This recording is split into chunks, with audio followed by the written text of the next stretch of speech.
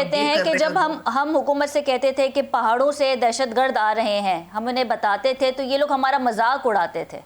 تو پہلے یہ بتایا جائے کہ دہشت گرد آئے کیسے، انہیں لایا کون ہے؟ سہیل آفریدی صاحب تو خود حکومت سے سوال کر رہے ہیں.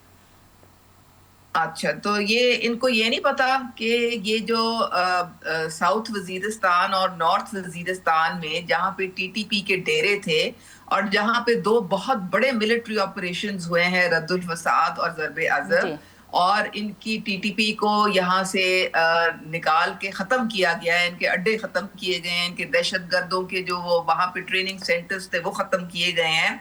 یہ ایک بہت بڑا آپریشن، ہم نے 70,000 جانوں کا نذرانہ دیا تھا. بالکل. آپ کو ان کو پتا ہونا چاہیے، اور پوری قوم نے یہ جو تھا قربانی دی، اس کے بعد ہماری ان سے جان چھوٹی تھی.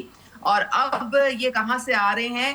اب کلیئرلی ہمیں پتا ہے کہ یہ افغانستان کی سرزمین سے جو ری گروپنگ ان کی ہو رہی ہے اور جہاں پہ را بیٹھا ہوا ہے اور ان کے پراکسی بنے ہوئے ہیں، وہ وہاں سے دوبارہ اٹیک کر ٹھیک ہے. کے انہوں نے 2021 سے 25 تک کم از کم 10,000 حملے دوبارہ کیے ہیں.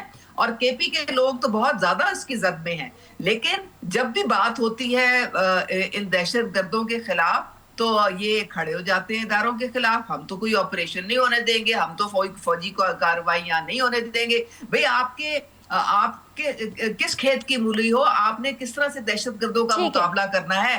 آپ نے اس طرح سے کرنا ہے کہ آپ ان کو سہولت کار بنا لیں، یا آپ ان کے دفتر یہاں کھلوا لیں، یا آپ ان سے مذاکرات کر لیں اور وہ جتنے مرضی لوگوں کی خون ریزی کریں، جتنے مرضی ریاست پہ وہ حملے کریں. ان کا تو دماغ چلا ہوا ہے، ان کے پاس وہ ٹریننگ ہے کہ یہ خود. آپ کو پتہ ہے جو ہماری قائدین ہیں وہاں جی کے پی کے، وہ سب ہمارے اداروں کے ساتھ کھڑے ہیں، وہ کے پی کے لوگ بھی ہمارے اداروں کے ساتھ کھڑے ہیں.